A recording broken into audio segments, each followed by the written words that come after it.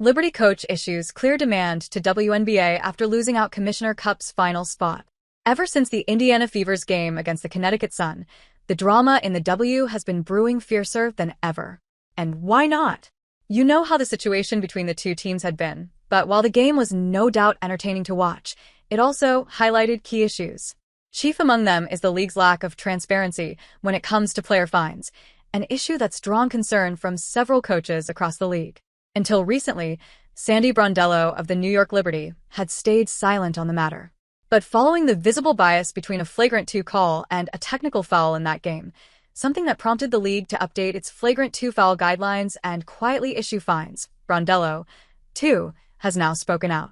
Cal adds a commitment from OT Isaiah Wong. It all came up in a post-game press conference after the New York Liberty versus Phoenix Mercury game this Thursday at Barclays Center, when a reporter asked Brondello about the differences in fines between the WNBA and the NBA. "Do you feel like there should be complete transparency as it relates to fines?"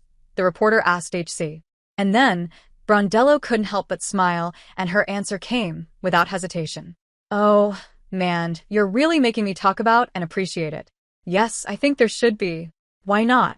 You know, if we get fined, shouldn't it just say we've been fined?" she responded. And she's got a point. In the NBA, fines are publicly disclosed with detailed statements outlining the incident, the rationale behind the decision, and the exact dollar amount. Remember Draymond Green's $50,000 fine? The NBA has clear-cut suspension policies that accompany flagrant fouls and technicals. And not just that, the Men's Pro League even publishes last 2-minute reports to maintain officiating transparency. While the NBA offers clear transparency, detailing who is fined, why, and how much, the WNBA still struggles in this area. Only clear-cut rule infractions like media violations or obvious on-court breaches are made public since they're non-controversial and purely disciplinary. But when an incident carries a social or political undertone, the league often opts to keep fines confidential to avoid stirring things up even more. Similarly, fines tied to contract clauses, overseas commitments, or discretionary provisions outlined in the CBA are inconsistently disclosed, often because they're governed by union negotiations and internal discretion, rather than by any mandated public disclosure. The result is that granular punishment amounts, be they from technical fouls, flagrant fouls, or public criticism, frequently remain hidden. For example, Fever head coach Stephanie White was fined in May for openly criticizing officiating, yet the league never revealed the amount. Take the recent Fever versus Sun clash as an example, where Sophie Cunningham grabbed J.C. Sheldon by the back of the head. She was assessed a flagrant 2 foul that came with a standard fine. However, a day later, additional charges were added as well. Yet no public statement was issued regarding the dollar amount. Similarly, Marina Mabrey, who was initially handed a technical foul in the same game, had her penalty upgraded to a flagrant 2 with another fine. But it's not that the league doesn't have guidelines for fines, they do. As the first 3 technical fouls cost $200 each and 4th through 6th technicals escalate to a $400 fine each.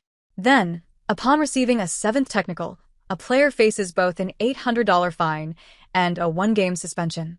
However, when it comes to flagrant fouls, the W leaves the fine amount to the league's discretion, without the public transparency the NBA offers. As Front Office Sports noted, a flagrant 1 generally costs $200, while a flagrant 2 runs $400.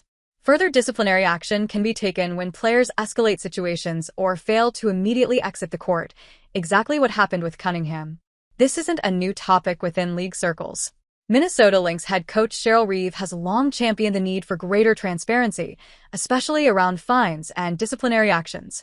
On an episode of the Press Box podcast with Richard Deitch, Reeve said, "I can think of at least 10 years ago we've been asking for greater transparency in our competition meetings. The teams have wanted it. The league has not, for a variety of reasons.